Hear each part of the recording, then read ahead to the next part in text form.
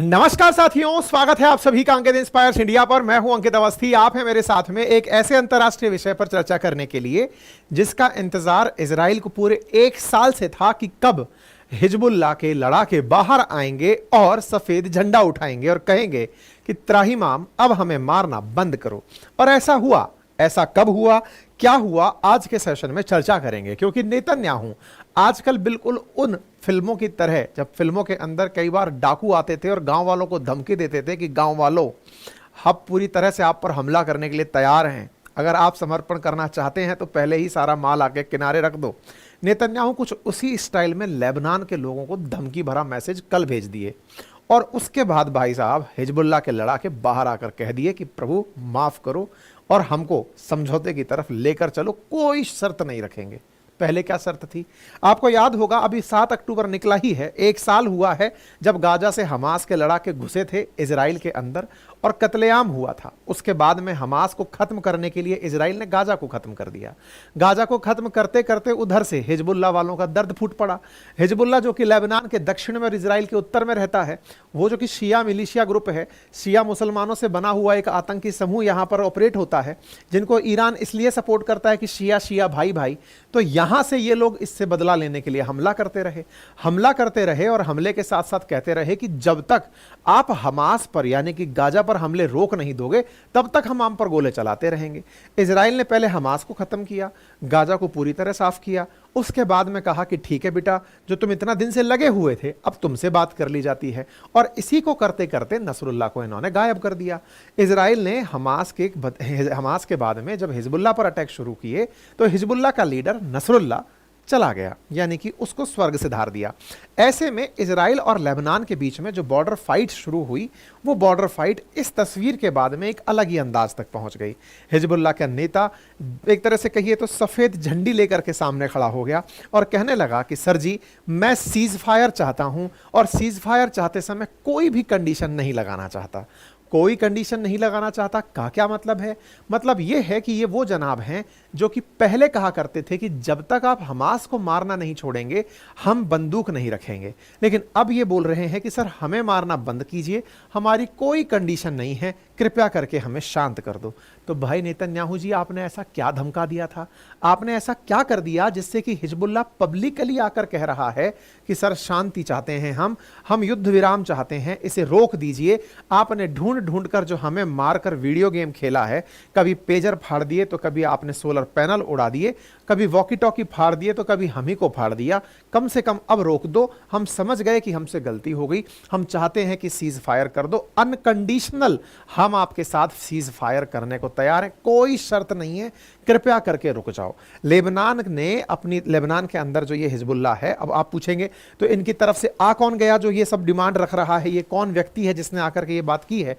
तो ये हिजबुल्लाह का डिप्टी चीफ है नईम कासिम। आप पूछेंगे तो जो चीफ था वो कहां गया? बताया तो गया ना, वो तो हो गया, मतलब चला गया, वो तो 72 हूरों के पास पहुंच गया। नसरुल्लाह की बात कर रहा हूं, वो तो चला गया।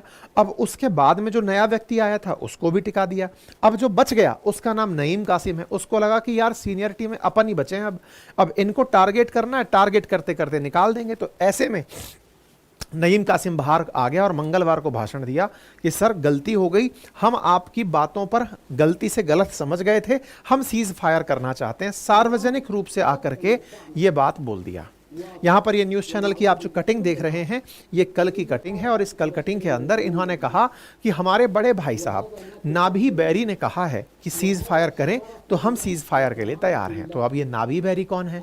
तो नाभी बैरी कौन है इसके बारे में जान लीजिए। Speaker of parliament of Lebanon है। अब ये स्पीकर क्या होता है भाई? जैसे अपने यहाँ ओम बिरला जी हैं, तो बोले सर इनका इतना क्यों महत्व है? असल में क्या है कि लेबनान के अंदर कुल 148 सीटें अगर पार्लियामेंट में हैं तो 50% सीटें क्रिश्चियंस के लिए रिजर्व हैं और 50% मुसलमानों के लिए। उनमें से भी 25% शिया मुसलमान, 25% सुन्नी। यहाँ का बड़ा ही गजब का सिस्टम है, पॉलिटिकल सिस्टम है। इनके यहाँ क्या होता है, लेबनान के अंदर जो प्रेसिडेंट होता है यानी कि राष्ट्रपति, वो तो होता है क्रिश्चियन। प्रधानमंत्री जो होता है वो होता है एक सुन्नी मुसलमान। हमेशा सेट पैटर्न है इनके यहाँ पे। और जो पार्लियामेंट के अंदर स्पीकर होता है वो होता है एक शिया मुसलमान। तो शिया मुसलमान ही हैं हिजबुल्लाह वाले, और इनका पार्लियामेंट का स्पीकर भी जो है वो शिया मुसलमान है। तो ये है नाबी बैरी। इन्होंने हाल ही में कुछ दिनों पहले कहा था कि हिजबुल्लाह वालों, जो तुम लोगों ने अलग से ईरान के कहने पर झंडा उठा रखा है, बेहतर होगा कि सीज फायर कर लो, नहीं तो खत्म हो जाओगे। तो भाई साहब ये बाहर निकल कर आते हैं और कहते हैं कि हमारे बड़े भाई साहब ने जो कहा है कि सीज फायर कर लेना चाहिए, हम अनकंडीशनली तैयार हैं हमारे भाई साहब की बात मानने के लिए। बोले यार भाई साहब की बात पहले तो नहीं मान रहे थे, अचानक ऐसी कैसी दया भक्ति आ गई? तो अचानक भक्ति कैसे आ गई, इसके पीछे अब मैं आपको ले चलता हूं। ये हैं वो भाई साहब जिन्होंने असल मायने में इतना दम घोट दिया, जैसे कि एकदम फिल्मी अंदाज में। जैसे कि फिल्मों में कभी आपने सुना होगा ना कि दिखाते हैं कि साहब डाकू गांव के बाहर जाकर के गांव वालों को धमकी देकर कहते थे कि गांव वालों, आपके यहां पर कोई भी अगर ऐसा व्यक्ति है, बिल्कुल उसी अंदाज में जैसे पुलिस कई बार जाकर गांव के बाहर अनाउंस करती है कि आपके घर के अंदर आतंकी आकर छिप गए हैं, जैसे फौज कभी आतंकी घुसे हुए हैं उनको छुड़ाने के लिए कहती है कि आपके घर में आतंकी आकर छुप गए, अगर आपने उनको शरण दे रखी है तो बाहर निकाल दो, नहीं तो सबकी सबको नुकसान होगा। नेतन्याहू बिल्कुल उसी अंदाज में आकर धमकी दिए, और धमकी का वीडियो निकाला और कहा, याद करो लेबनान वालों, कभी तुम हीरा हुआ करते थे, तुम कभी मिडिल ईस्ट का पर्ल हुआ करते थे, हमने तुम्हें छोड़ा, उसके बाद हिजबुल्लाह ने तुम पर कब्जा कर लिया, ईरान ने हिजबुल्लाह के माध्यम से तुम पर शासन कराया, आज तुम्हारी हालात क्या हो गई है। अब सुन लो, मैं तुम्हें अल्टीमेटम दे रहा हूं, यदि तुमने अपने देश में छुपे हुए हिजबुल्लाह के लड़ाकों को बाहर नहीं निकाला और हमारी मदद नहीं की, तो फिर ये मत कहना कि अगला गाजा हमारा क्यों बना दिया। मतलब यही था इनका सेंस कि भैया गाजा के साथ जो आपने किया वैसा ही अब लेबनान के साथ करने हम आ रहे हैं। हमारी फोर्सेस अब हमास को खत्म करने के बाद हिजबुल्लाह को खत्म करने के लिए लेबनान में जमीन से एंट्री कर चुकी हैं। आपसे रिक्वेस्ट है कि अगर आप अपनी सलामती चाहते हैं तो हिजबुल्लाह के लड़ाकों को शरण मत दो, उनको बाहर निकाल दो। अब आप टाइमिंग पर फोकस करो। यहां पर आप 8 अक्टूबर की ये खबर देख रहे हैं। आप इंटरेस्टिंगली सोचो, 8 अक्टूबर की दिन की ये खबर है और 8 अक्टूबर के दिन ही उनका सीज फायर का पैगाम है। मतलब इससे अंदाजा लगाओ कि इन्होंने अभी पिछले कुछ हफ्तों में जो बमबारी की है, इसमें लगभग 1200 लोग मारे जा चुके हैं। इनके इस मोटिवेशन से कि इन्होंने जिस तरह से लेबनीज लोगों को कह दिया। अच्छा, इंटरेस्टिंग बात समझना, 50% के आसपास जो क्रिश्चियन हैं, जो यहाँ पर मतलब बड़ा रोल प्ले करते हैं, वो बहुत खुश हैं जब से नसरुल्लाह मरा है। तो एक प्रकार से उनको प्रवोक कर दिया कि हिजबुल्लाह को बाहर निकालो, और वो लोग अगर इस क्रांति में आ गए कि जिसने भी वेपन उठा रखा है इजराइल के खिलाफ वो हमारा दुश्मन है, तो वैसे भी दिक्कत खड़ी हो जाएंगी। तो इन्होंने इस तरह का मैसेज देकर के उन सबके बीच में एक प्रकार की मतलब स्थिति क्रिएट कर दी कि इन्होंने एक तरह से चेतावनी दी है, या तो बाहर निकाल दो नहीं तो मार डालूंगा।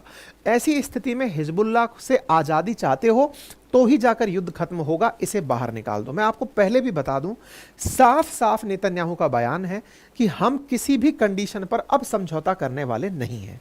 हिजबुल्लाह भी मरते दम, कहते हैं ना दिया जब बुझने वाला होता है तो बहुत तेज फड़फड़ाता है।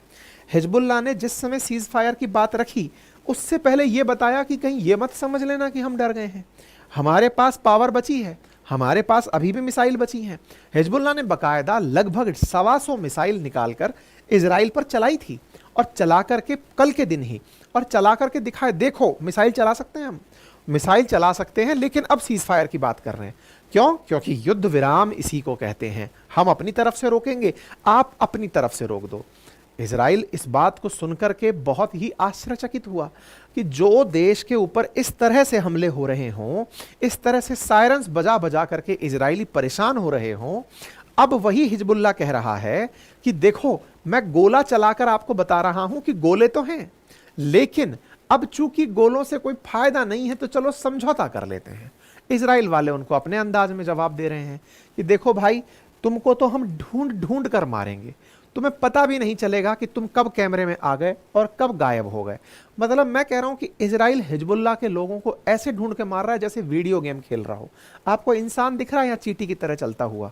ऊपर से आसमान में से ड्रोन से उसकी फोटो ली जा रही है, और ये हिजबुल्लाह का जो ये गन लेकर के घूम रहा लड़ाका है, इसको पता भी नहीं है कि तू सर्कल में आ चुका है। आप देखें, ये 2 हिजबुल्लाह के लड़ाके हैं, गन हाथ में है, और 2 मिनट में ब्लास्ट होगा और ये गायब हो गया। ऊपर से मॉनिटरिंग चल रही है, यानी कि इजराइल को तो डे 1 से पता है कि तुम कहां हो। अब तुम पर एक्शन लेना है, कब निकलते हो बता दो। ये बात जब पता चलती है तो ये डिप्टी चीफ बाहर निकल कर आते हैं। तो फिर लोग क्या बोले, आप जब बाहर आए तो प्रतिक्रिया क्या हुई?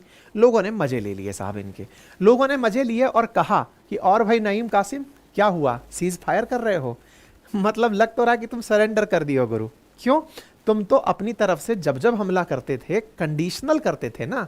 तुम तो हमेशा यही कहते थे कि तब तक कोई बात नहीं होगी जब तक हमास पर हमले नहीं रुक जाते। अब क्या हो गया? तुम्हारा ये एक तरफा प्यार अचानक दो तरफा कैसे हो गया?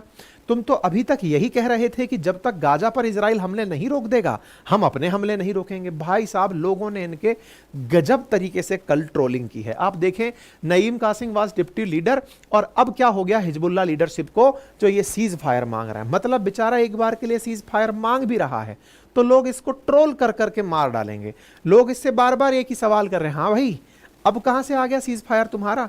मान लिया जाए कि तुम शर्मिंदा हो चुके हो, मान लिया जाए कि तुम डिफीट हो चुके हो। मतलब हालत यह है कि इनके अपने लोग इनसे सवाल पूछ रहे हैं। ये तो नसरुल्लाह था जो इतने साल से लड़ रहा था, तुम्हारी बारी जैसे ही आई कि डिप्टी चीफ मैं ही हूं, मैं ही मारा जाऊंगा, तुमने हथियार डाल दिए। भाई लोग इनको पूरी तरह से humiliated and defeated. Hezbollah deputy leader chief Naim Qassem, भाई साहब हर तरफ एक ही तरफ से ए डिफीटेड हिजबुल्लाह। जहां देखो Hezbollah deputy chief Naim Qassem, जहां उठाकर देखो डिफीटेड ही डिफीटेड, डिफीटेड ही डिफीटेड चलने लग गया। मतलब आप ये सोचकर देखो कि जो हिजबुल्लाह पहले इस तरह की सुर्खी में आता था, हिजबुल्लाह यूएस से कहता था कि इजराइल अगर गाजा पर अटैक रोकेगा तभी रीजनल वार को रोका जा सकता है। रीजनल वार का मतलब कि हम अपने हमले तभी रोकेंगे जब इजराइल गाजा पर हमले रोकेगा। यह पिछले साल का स्टेटमेंट था। वक्त बदल गया, जज्बात बदल गया कि इन्होंने ऐसी मार खाई कि ये हमास की लड़ाई तो भूल गए, जब खुद पर आई तो त्राहिमाम त्राहिमाम कर दिए। हिजबुल्लाह कह रहा है कि ये आप पुरानी कटिंग देखें, आप 13 मई की कटिंग देखें। हिजबुल्लाह ने कहा कि it will keep fighting if Israel process on with assault on Gaza. अगर ये गाजा पर हमला करता रहा तो हम आपसे लड़ते रहेंगे। और अचानक आप ऐसा कर दे रहे हो। भाई साहब ऐसा करके आपने पूरे के पूरे हिजबुल्लाह को शर्मिंदा कर दिया है। ये हिजबुल्लाह को जो शर्मिंदा करने वाले जो नईम कासिम हैं, जो अनकंडीशनल तरीके से तैयार हो गए हैं, लोग इन्हें, मुझे तो लग रहा है कि इस तरह की ट्रोलिंग करके कह देंगे कि मेरा एआई मॉड्यूलेटेड किसी ने वीडियो बना दिया था, मैंने ऐसा नहीं किया। नसरुल्लाह मारा गया, अगर नसरुल्लाह जिंदा होता तब तो चलो समझ में आता, नंबर पहले उसका आता। लेकिन इजराइल वाले भी गजब के लोग हैं, पहले नसरुल्लाह को मारते हैं, उसके बाद नईम कासिम का नंबर आने ही वाला होता है, उसकी तैयारी हो जाती है। नसरुल्लाह की जगह दूसरा आदमी बिठाया था इन्होंने, उस सक्सेसर को भी इजराइल वालों ने मार दिया। उसका नाम सैफुद्दीन था। मतलब 3 घंटे पहले की खबर है। जो ये असल में आप ये जो क्रोनोलॉजी देख रहे हैं ना, हसम नजरुल्लाह और उसके बाद में नईम कासिम, तो जो नईम कासिम है, ये नईम कासिम से पहले एक सैफुद्दीन नाम का एक आदमी और था जो नसरुल्लाह की जगह सीनियर आदमी बनाया गया था। इजराइल वालों ने उसको भी मार दिया। मतलब कोई उस पद पर बैठ रहा है। मतलब ये तो वो वाली बात हो गई साहब कि आप एक बार बस तय कर ले रहे हो कि ये इस पद पर बैठेगा तो मारा जाएगा। तो वो बेचारा कह रहा है कि मैं तो नहीं बैठूंगा, और सुन लो मैं डिप्टी हूं, मैं यहीं से सीज फायर की घोषणा कर रहा हूं, मेरे को नहीं मरना। भाई बहुत बेइज्जती हो रही है साहब इनकी। मतलब इन्होंने बहुत बुरा हुआ इन बेचारों के साथ में। मतलब ये लोग ऐसे हालत में हो गए कि इनको देख करके ना, जो लोग इधर उधर से स्टेटस मैसेज लगा रहे थे, बड़े खुश हो रहे थे कि साहब हिजबुल्लाह ने बदला ले लिया, बदला ले लिया। वो बदला गलत दिशा में चला गया। अब मतलब इनके सरेंडर करने से ना, इनको चाहने वाले लोगों को बड़ा धक्का लगेगा। बहुत ही मतलब दुखद है असल में उन लोगों के लिए जो इनके इस कार्य को बड़ा ही प्रशंसा के साथ दिखा रहे थे। बहुत से लोग ऐसे थे जो दुनिया भर में बैठकर इनकी मिसाइलों पर पटाखे फोड़ते थे कि देखो बहुत बढ़िया मिसाइल चलाई है इन लोगों ने, इन्होंने इजराइल के ऊपर हमला कर दिया है। लेकिन ये दुखद है, ये इस तरह से सीज फायर खोल रहे हैं, बताइए हैं। तो यूएस ने कहा है कि सीज फायर जो हिजबुल्लाह है, इसका कहना अपने आप में दिखाता है कि वो पूरी तरह से बैटर्ड हो गया है, बर्बाद हो चुका है। अक्टूबर 9 आज की अपडेट है। मतलब अमेरिका वाले हंस रहे हैं यार। मतलब आप इस स्पीकर की बात को सुनना यार, मुझे मतलब ऐसा लग रहा है कि अमेरिका बेइज्जती कर रहा है। मतलब ऐसे कौन बेइज्जती करता है यार। मतलब ये बात देखो आप, Hezbollah on back foot and getting battered. US कह रहा है कि देखो भाई, उनको देख कर, इसके चेहरे की स्माइल पढ़कर देखो। मतलब ये कह रहा है कि ये वही है ना, पहले कह रहा था गाजा पे हमले नहीं रोकोगे तब तक हम नहीं रोकेंगे। साल भर से कह रहे थे they would not do, Gaza पर जब तक नहीं रोकोगे तब तक नहीं रुकेंगे। हम इजराइल के साथ खड़े हैं, तब भी खड़े थे, आज भी खड़ेंगे, जब तक खत्म नहीं कर दोगे तब तक खड़े रहेंगे। रही बात रही पॉलिटिकल सिस्टम की, तो वो हम सेट कर देंगे। गलत हुआ बेचारों के साथ। नसरुल्लाह तो कह रहा होगा मैं खामखा ही मर गया। अगर उसको ये पता होता कि मेरे नीचे टॉप लीडरशिप ऐसी है तो वो मरना कैंसिल कर देता। वो कहता भाई अपन नहीं खेल रहे, अपन डैम्स दे रहे हैं, अपन नहीं खेल रहे भाई, ब्रेक पे हैं, अपन नहीं खेलेंगे। वो स्टैचू कर देता, स्टैचू। खैर कोई नहीं जी, अब दुनिया वाले भी इसको हल्के में ले लिए कि अरे यार अब तो ये लड़ ही नहीं रहे। इस बात से कि ये लड़ ही नहीं रहे ऑयल की कीमत घट गई कि यार लड़ ही नहीं रहे तो यार ये तो फुस हो गए, प्राइस घट गई। मतलब आप सोच के देखो कि हिजबुल्लाह लड़ने के लिए जब खड़ा हो रहा था तब तो कह रहे थे प्राइस बढ़ेंगी, लड़ाइयाँ होंगी। अब ये इसके फेल मारने पर तेल की कीमतें घट गई, ऑयल की प्राइस गिर गई है यार। आप देखो मतलब क्या हाल हो रहा है। Crude oil fall as fear of supply, बोले खरोक दो यार, हो गया। इस बीच में ईरान जो है वो अपने फॉरेन मिनिस्टर को अपने कट्टर दुश्मन सऊदी अरब के पास भेजा है। ईरान और सऊदी आपस में लड़ा करते थे। असल में क्या हुआ था कि खेमनेई ने कुछ दिनों पहले ही एक मस्जिद के बाहर आकर आह्वान दिया था कि सारे मुसलमान एक हो जाओ, हमें इजराइल से लड़ना है। उसके इस मतलब वादे को या फिर कहिए इस आह्वान को हिजबुल्लाह ने तो नकार दिया कि भाई ठीक है, ईरान गाजा के लिए लड़ाई लड़ रहा था, पहले हम अपनी बचाएं फिर जाके किसी और की बात करेंगे। इस बीच में ईरान ने एक डिप्लोमेटिक काम करने का प्रयास किया, और वो क्या है, अपने विदेश मंत्री को भेजा है सऊदी अरब, कतर, कि जाओ और उनका समर्थन प्राप्त करो। इंटरेस्टिंग चीज देखो आप, जितने भी दिन से घटनाएं चल रही हैं, सऊदी अरब एकदम शांत है, यूएई एकदम शांत है, कतर चुप, कोई कुछ बोल ही नहीं रहा है। नसरुल्लाह मर रहा है, कोई कमेंट्री नहीं। इस्माइल हानिया मर रहा है, कोई कमेंट्री नहीं। याया सिनवार, कोई कमेंट्री नहीं। अब ईरान कह रहा है अरे जागो, ये मुसलमानों को मार रहा है, उठो, ये हमें मार रहा है। ऐसे में साहब ये गए तो हैं। आज का ताजा अपडेट तो यही है। अगर इसमें कोई अपडेट आता है कि सऊदी अरब कह दे कि हाँ हम तुम्हारे दुख में शामिल हैं, चलो बतियाएंगे, लग तो नहीं रहा है, पर भी ठीक है। ईरान के फॉरेन मिनिस्टर विजिट पर गए हुए हैं, कोई अपडेट आएगा तो मैं बताऊंगा। फिलहाल के लिए तो दुनिया को इतनी राहत मिल रही है कि हिजबुल्लाह ने सरेंडर कर दिया है। अब सरेंडर के बावजूद भी इजराइल इनको मारता है तो भाई साहब इजराइल फिर तो लग रहा है कि लेबनान को वापस से हीरा बना के ही छोड़ेगा, तराश के ही छोड़ेगा।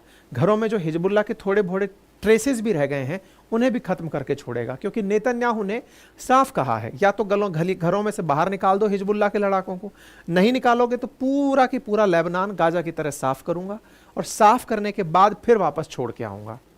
देखते हैं क्या होता है। बाकी आपको क्या लगता है, आपकी राय कमेंट बॉक्स में जरूर बताइएगा। बड़ा ही विचित्र चल रहा है विचारों के साथ, ठीक है ना। फिलहाल के लिए इतना ही। चैनल पर नए हो तो सब्सक्राइब कर लेना, साथियों से साझा कर देना। ऑलरेडी सब्सक्राइब किया हुआ है तो वीडियो को लाइक कर देना, शेयर कर देना, राय कमेंट बॉक्स में रख देना। और पढ़ने लिखने की बात ऐसी है कि हिस्ट्री, ज्योग्राफी, पॉलिटी, इकोनॉमी बहुत ही बेहतरीन तरीके से मेरे द्वारा पढ़ाया हुआ रिकॉर्डेड बैच आपके लिए मेरे एप्लीकेशन अपनी पाठशाला पे अवेलेबल है। आप उसे पूरी 1 साल की वैलिडिटी के साथ अवेलेबल कर सकते हैं। इसी के साथ साथ आरएएस का कंप्लीट फाउंडेशन बैच भी आप लोगों के लिए उपलब्ध है, आप उसे एक्सेस कर सकते हैं। बहुत ही नॉमिनल कीमत पर 16 सब्जेक्ट रिकॉर्डेड हैं, आप उसे एक्सेस कर सकते हैं। बाकी मेरे अपने हैंड रिटन नोट्स आपके घर पर डिलीवर होने के लिए हिंदी और इंग्लिश भाषा में चारों सब्जेक्ट के उपलब्ध हैं। एप्लीकेशन से आप उन्हें ऑर्डर कर सकते हैं। फिलहाल के लिए इतना ही। अपना ख्याल रखें। धन्यवाद।